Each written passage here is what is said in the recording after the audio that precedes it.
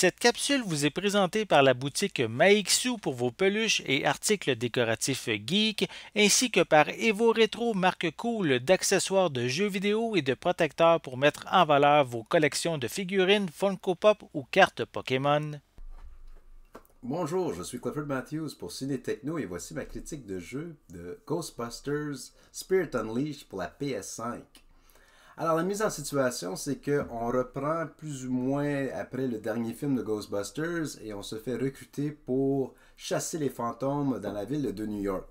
Alors on est accueilli par le personnage de Ray Stinson qui est interprété même dans le jeu vidéo par Dan Aykroyd qui nous explique tout simplement le pourquoi, qu'est-ce qui est arrivé aux Ghostbusters et pourquoi ils ont besoin de la relève.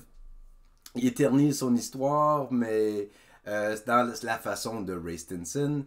Tout d'un coup, on se fait accueillir dans la caserne de pompiers, ou maintenant la maison mère, la base, si vous voulez, de les Ghostbusters. Alors là, on choisit son apparence, on choisit son équipement.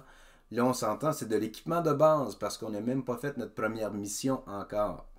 Par la suite, on est accueilli encore une fois par Winston, qui est interprété par Ernie Hudson. Alors, c'est bien de voir deux Ghostbusters originaux qui nous accueillent dans cette histoire qui fait en sorte que était une belle surprise pour moi parce que je m'y attendais vraiment pas. Là, par la suite, on accepte notre mission. On se fait rejoindre par 4 autres bots si on ne joue pas en ligne. Mais si on joue en ligne, si on a l'option de jouer en ligne, on peut se rejoindre avec 4 de nos amis pour simplement désanter certains endroits dans la ville de New York. Une fois que tu accomplis plusieurs missions, c'est vraiment, tu peux rehausser ton matériel pour faciliter le tout, pour attraper les fantômes plus facilement, ou même juste changer l'apparence de ton personnage, de ton habillement, et ainsi de suite. Qu'est-ce qui est super plaisant, c'est qu'on voit des points de repère aussi qui ont fait référence dans les films. Et puis le style du jeu, c'est un style shooter de première personne. Alors pour ceux et celles qui sont familiers, c'est super, c'est intéressant. Par contre, pour ceux et celles qui ne sont pas familiers, c'est une belle introduction car c'est rien de trop compliqué. C'est vraiment juste, tu vises, tu tires, tu attrapes le fantôme dans la trappe et tu le ramènes, à la fin de la mission, tu le ramènes à la base ou à la caserne pour le mettre dans un enclos. Qu'est-ce qui est dommage par contre, c'est qu'on voit la belle Ecto-1 au plein milieu de la caserne, mais malheureusement, on ne peut pas la conduire. Alors, ce serait mon seul astérix auquel que ça serait le fun de tout simplement pourchasser les fantômes dans la ville de New York avec la Ecto-1, qui sait, peut-être dans les jeux futurs. Mais en ce que soit, l'animation, elle est de base pour les personnages, mais pour les fantômes et ainsi de suite, c'est bien. Les maps ou bien les endroits auxquels qu'on peut visiter, il y a beaucoup de petits des corridors et ainsi de suite auxquels qu'on peut se faufiler puis essayer de trouver les fantômes avec le matériel que nous avons.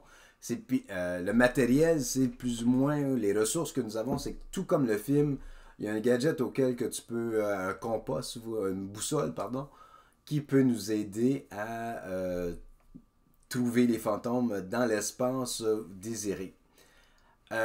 C'est un peu limité au point de vue map. Il y en a, de ce que j'ai essayé, il y en avait 6 qui est bien aussi, mais les 6 font un peu référence dans les films.